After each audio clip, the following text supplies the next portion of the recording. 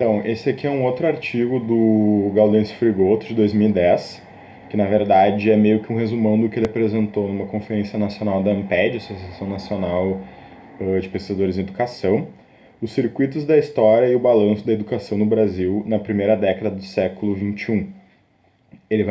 O Frigoto vai organizar esse artigo em 3 pontos. O primeiro sendo alguns pressupostos sobre esse balanço, mais algumas opções e embates em torno da disputa política da década. Ele vai falar, no segundo ponto, o balanço do que foi marcante na educação, e em terceiro, o que isso tem a ver com a ANPED e a pesquisa em educação. Então, no primeiro ponto, de que pressupostos ele está partindo e qual a opção de projeto societário que tem marcado essa década, né? Primeiro, ele fala que é importante na pesquisa a gente tomar o objeto de uma forma estrutural e conjuntural, e ele vai dizer ali, década 2001 até 2010, anos Lula, né? Tinha como ideia de tarefa para esse governo um projeto societário de grande radicalidade e executar o que ele chama de ponto de não retorno, né? O ponto em que a sociedade agora está tão mudada, tão estruturada, em que ela não vai regredir a um outro momento. E claro, esse ponto não rolou para ele. E também de que tinha uma tarefa desse governo de ir além do desenvolvimentismo, uma coisa que ele analisa que também não acabou acontecendo. Então, ele vai dizer que mais ou menos se conformou uma certa revolução nacional, né, que seria uma coisa importante de sair do quanto pior melhor. Até então a gente tinha muito, e agora que um governo de esquerda assume o governo do país, a gente tem que não mais ter essa atitude do quanto pior melhor.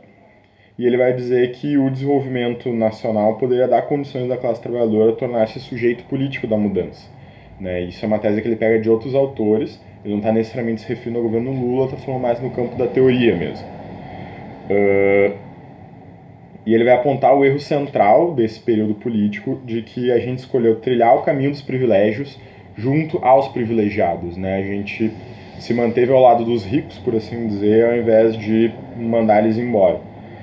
Um governo de conciliação, né, uma certa conciliação política aconteceu, onde uma minoria prepotente, que é a burguesia, né, eles são minoria, mas eles são muito prepotentes, teria tentado andar de mãos dadas com a maioria desvalida, e ao fazer isso, essa minoria prepotente manteve a sua prepotência, né, não teve essa prepotência acabada.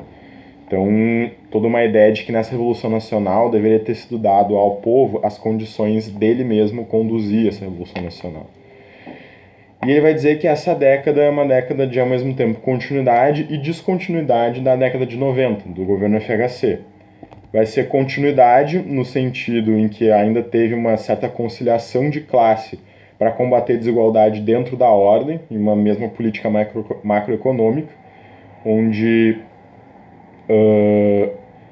o indivíduo não é referido na sociedade, mas sim no mercado, e a educação não foi vista como direito, mas sim como serviço mercantil, e ao mesmo tempo uma descontinuidade, porque teve um grande avanço nas políticas sociais, né, o que é muito provado pelo furor da burguesia em combater o que rolou dessas políticas sociais, e também uma grande gratidão da massa popular por essas políticas sociais, pelo que rolou.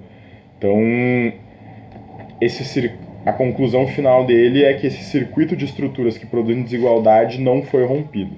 Para o segundo ponto, ele vai fazer uma leitura da educação brasileira nessa primeira década do século XXI. Vai dizer que o governo também não tentou disputar um novo método, conteúdo e forma da educação, né? Que todo o acúmulo intelectual sobre esse tema da educação que foi juntado durante a redemocratização não foi absorvido pelos setores que governaram o país nessa primeira década, e que teve uma grande fragmentação dos setores críticos e o seu abandono da disputa das políticas educacionais numa deformação política nesse período histórico, né? Que levou muitos setores a um imobilismo esquerdista, assim, não podemos disputar, isso daí é de direita, azar, e também a um pragmatismo pelego, não, são os nossos lá, não podemos fazer crítica, não podemos disputar, né? E ele vai dizer que a maioria dessas políticas de melhoria desse governo se baseou em parcerias público-privadas, que é um problema grande, né? Essas reformas que foram instituídas, embora progressistas, alteram um pouco o panorama educacional e, principalmente, não alteram uma herança histórica de modelo educacional no nosso país. A educação não foi priorizada e se manteve mais ou menos o papel dela que nem era na década de 90, principalmente porque as grandes legislações, LDB, Plano de Desenvolvimento da Educação, tudo mais, não mudaram em praticamente nada, né? Sendo mantido uma grande priorização pelos instrumentos de avaliação e de uma certa pedagogia de resultados. Porém, né, ele reconhece que se buscou botar quadros do movimento social para construir essa nova concepção, tanto de educação quanto de nação, né? E ele vai também dizer, né, a gente já viu que o Frigoto ele gosta muito dessa ideia do contraditório. Ele vai também dizer que, porém, não se pode dizer que esse governo foi uma mera continuidade dos governos dos anos 90. Vai contrário àquele artigo 1.3 lá do nosso dossiê da reforma do ensino médio. Ele vai dizer que tiveram vários avanços nesse governo, né, principalmente em temática de abrangência das políticas, dos grupos sociais atendidos e do financiamento posto em prática, né? Teve um grande financiamento, principalmente para a educação, e que essas parcerias público-privadas foram mais um problema de gestão e concepção, né, apesar desses avanços. Essa pedagogia de resultados que se consolida, né, que é uma continuidade da política de educação da década de 90, subverteu muito as concepções críticas que a gente tinha de educação à lógica mercantil, né? Essas concepções continuaram existindo, mas elas foram subvertidas à lógica mercantilizada. E ele fala que 3 aspectos reforçam essa compreensão, né? Primeiro, uma grande dispersão e fragmentação da esquerda. Para quem é militante sabe que isso aconteceu pra caramba durante os governos PT. O governo não chegou a assumir as teorias críticas como base teórica estruturante das suas políticas e que a burguesia passou por cima da gente desse governo com o seu próprio projeto de educação, né? Basicamente, foi um momento em que o capital resolveu fazer da educação um baita de um negócio muito lucrativo e pegou carona nessas parcerias público-privadas. E pega principalmente a educação profissional e técnica e o ensino superior, né? Via Pronatec, todo o lance EAD, ProUni, FIES. E essa educação profissional e técnica passa a ter cada vez mais uma configuração da classe dominante e no sentido do setor privado. Essa conciliação favoreceu muito a chamada minoria prepotente, né? Basicamente o que ele conclui nessa pequena reflexão. Sobre a universidade, ele reconhece que tiveram muitos avanços, mas teve uma organização social que girou para o mercado, né? A universidade assumiu um caráter mais produtivista ainda. O Reúne, ele diz que ampliou o acesso, mas precarizou a qualidade do ensino, uma coisa que eu acho uma baboseira. E esse fetiche da tecnologia como argumento ideológico ganhou muita força, né? Vamos dar-lhe laboratório, vamos dar-lhe tecnologia, que isso necessariamente é um avanço. Ter mais estrutura de ensino necessariamente é uma coisa progressista.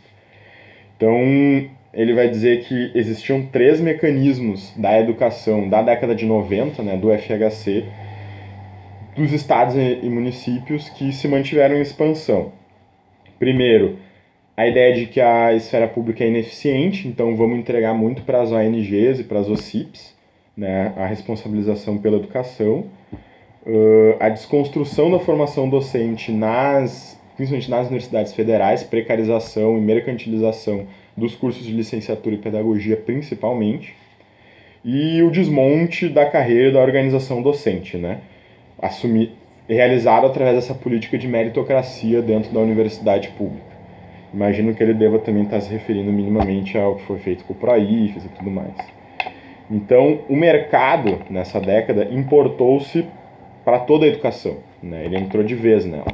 E o terceiro ponto do artigo, que ele já coloca como a título de conclusão, e é o que tem a ver a Amped, qual a tarefa que ela tem de manter fechados ou de abrir esses circuitos da história, né? Circuitos da história ele entende como períodos históricos. Então, esse balanço crítico que ele faz não exime a pós-graduação, né? Não exime a eles mesmos. Ele coloca um dedo na ferida e fala para a Amped qual o nosso peso nesse processo, o quanto que a gente disputou a educação dessa primeira década do século XXI e coloca: qual a questão central? Nós poderíamos ter enfrentado esse circuito histórico, essas coisas que eu estou aqui criticando, ou esses circuitos nos incorporaram a si próprios, né?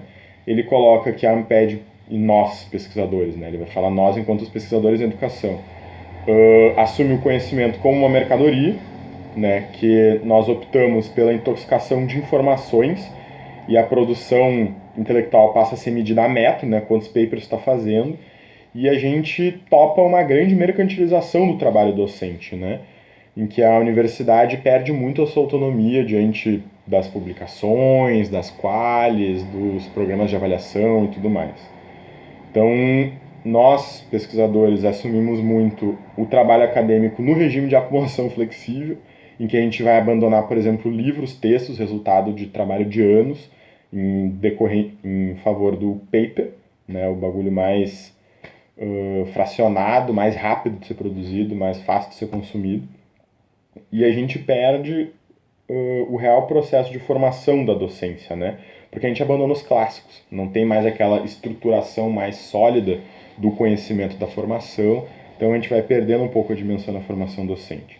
Basicamente ele fala: fomos todos tomados por completo por esse circuito histórico, por esse processo que eu estou aqui criticando, né? E ele vai terminar dizendo que para o mercado não tem sociedade, só tem indivíduos em competição, o que resultou num esforço do mercado de elitizarem muito a pós-graduação, né? Tanto no acesso quanto na questão de que quem não se lota nesse sistema, mesmo já estando na pós-graduação, se dá muito mal, né? Quem deixa de produzir, quem não entra nessa lógica mercantil, passa uns apertos dentro da pós-graduação. E para concluir, ele vai dizer que nós estamos produzindo pouco conhecimento e que, portanto, nós não podemos abrir um novo circuito de história, né? E é fundamental para a pesquisa em educação buscar caminhos de superação. E eu vou terminar com uma citação que ele pega do Florestan Fernandes, que é importante para nós nos repor como intelectuais nas relações e conflitos de classe.